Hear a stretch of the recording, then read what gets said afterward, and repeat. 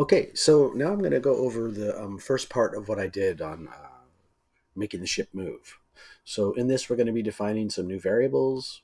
We're going to be defining a whole bunch of variables right in here. We're going to add a new function call in the game loop. And then we're going to set up the keyDown method for the W key and for the S key, because we need to handle that in the keyDown, and we also need to handle that in the keyUp. And that's what we're going to get through here today. When the dust settles on all this, the game's going to play like this. The WASD keys, W will make the ship move forward, A and D will make a rotate, and S will slow the ship down. So we can speed up, we can slow down.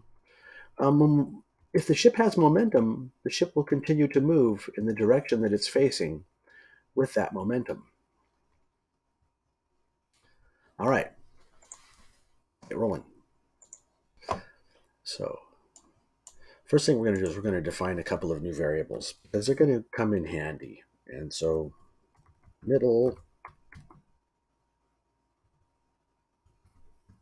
screen width, which is going to be equal to the screen width divided by 2. This is going to be a useful variable. We're also going to get a middle screen height, which is going to be equal to screen height divided by 2. All right. Now let's immediately start using these. Let's copy middle screen width and come right down here. At the point in our code where we've got ship X equal to screen width divided by 2, now we're going to replace that screen width divided by 2. We're going to replace it with middle screen width. So I'm going to delete it completely and then paste middle screen width. And it should read middle screen width, subtract ship width divided by 2. That's what you should see there. Now I'll come up here and copy middle screen height. Then down here, I get to get rid of the screen height divided by 2. See, I'm going to take screen height divided by 2 now and store it inside of this variable called middle screen height. So I'll paste that right there. This line should read ship Y equals middle screen height minus ship height divided by 2. So don't know how a plus got in there, but minus ship height divided by 2. I mistyped a button. All right. Now, that takes care of the beginning. Now, at the moment, we don't have our background color. We don't have our game, our web image, because we haven't put it in there. Believe it or not, if I go down to the keyDown method, is it the keyDown? No, it's ship rotate. I uncheck that and make sure that I'm set to be able to see the console window. The text output, there we go. And so as I start to press the A and the D key, you can see I'm getting some response. There's stuff happening there when I press A and D, but no ship and no background color. And that's because we need to go back to our setup code where we set the ship up and copy our background color, and come over here, paste it, and now I got my background color. I have made some improvements to my ship, so I'm going to upload my third file. I now have my demo ship 3, and that's the one I'm going to use. It's been slightly changed, gone through a couple modifications. That's the thing about graphics. You can always, keep working on them. There we go. Kind of has the look of an asteroid ship, original asteroid ship, but with a modern take on it. Okay, cool. Now,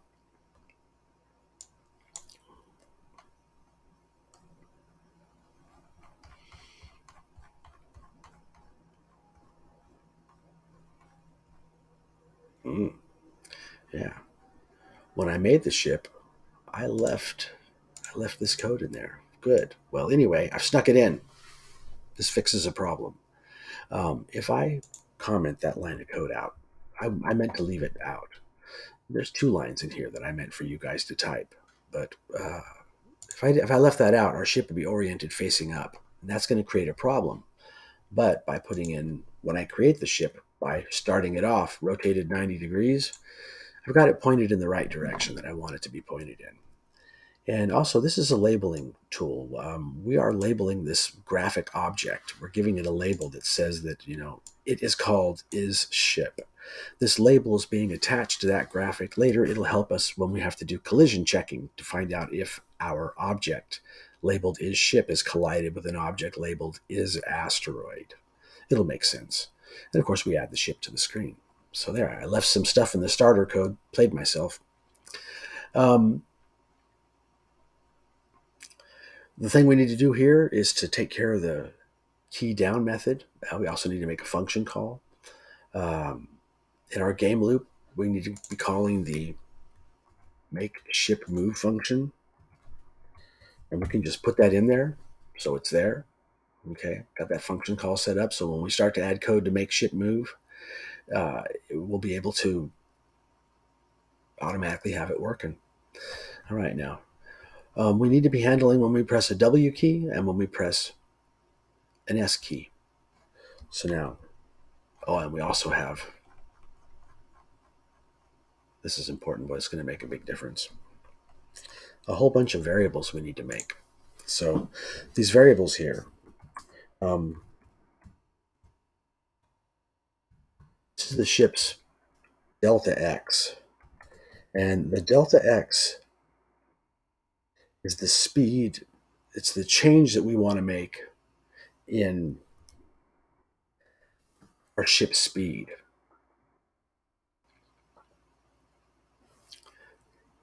It's going to be set by when we start pressing the W and the S keys.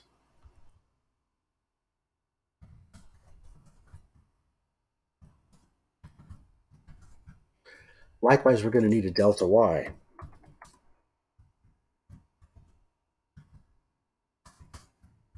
We're also going to be initializing it at 0. And this is the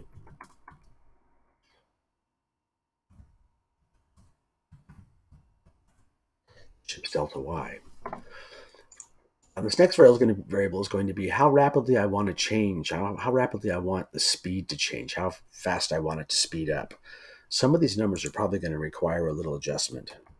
This is called ship speed delta. Now I'm going to initialize it at 0.1.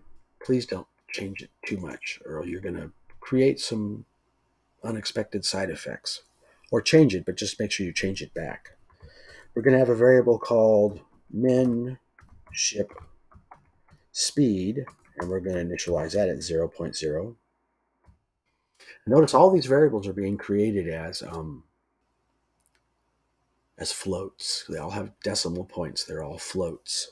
They can all handle decimal points if any of their values happen to change. We're going to have a var called max ship speed, and we're going to set that equal to 4.0. And then the last variable we're going to have here is called the current ship speed, and we're going to initialize that at 0 because we don't want the ship to be moving right off the bat. We want the ship to be stationary. This last variable is a Boolean variable called slow down ship, and we're going to initialize that as false. So this is a Boolean variable. This one's going to be helping us with our detection of pressing the S key. The S key is what we want to slow down. Basically, pressing the S key sets that variable to true. Releasing the S key sets that variable back to false. And then code that we add in the makeShipMove function will handle that. Now, the only thing else I'm going to do here today before I wrap it up is I'm going to add code in the keyDown method and in the keyUp method where we are handling the W key press and the S key press.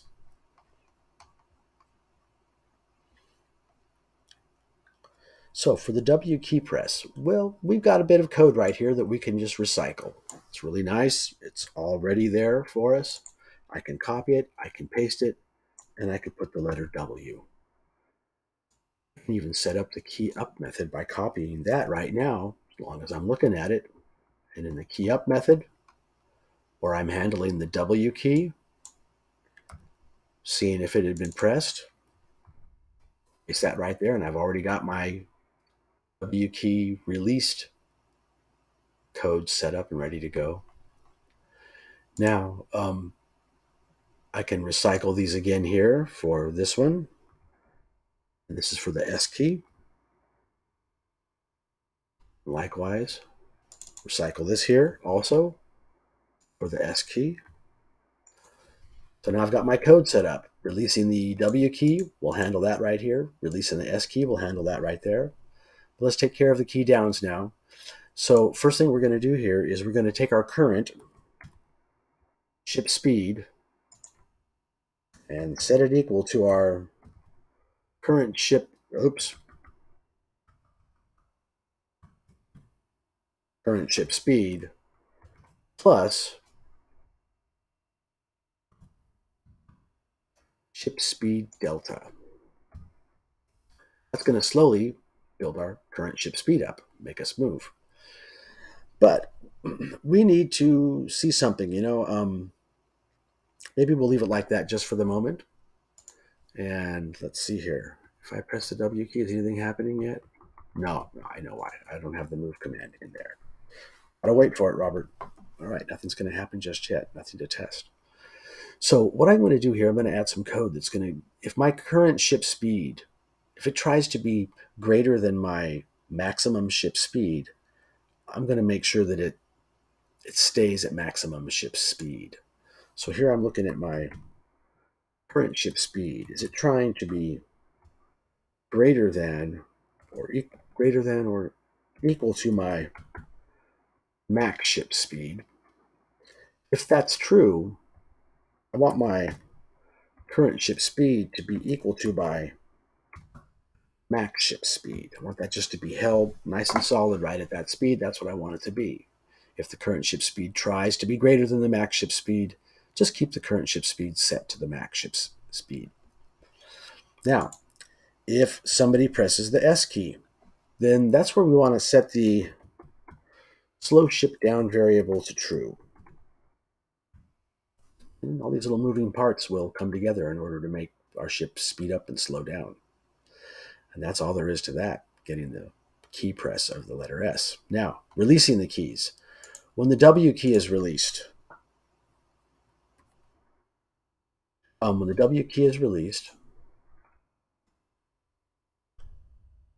what do we want to do? We want our current ship speed to just stay what it is. So current ship speed is going to be equal to current ship speed. This is an unnecessary line of code.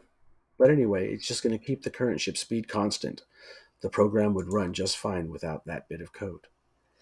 But the releasing the S key, though, we definitely want to set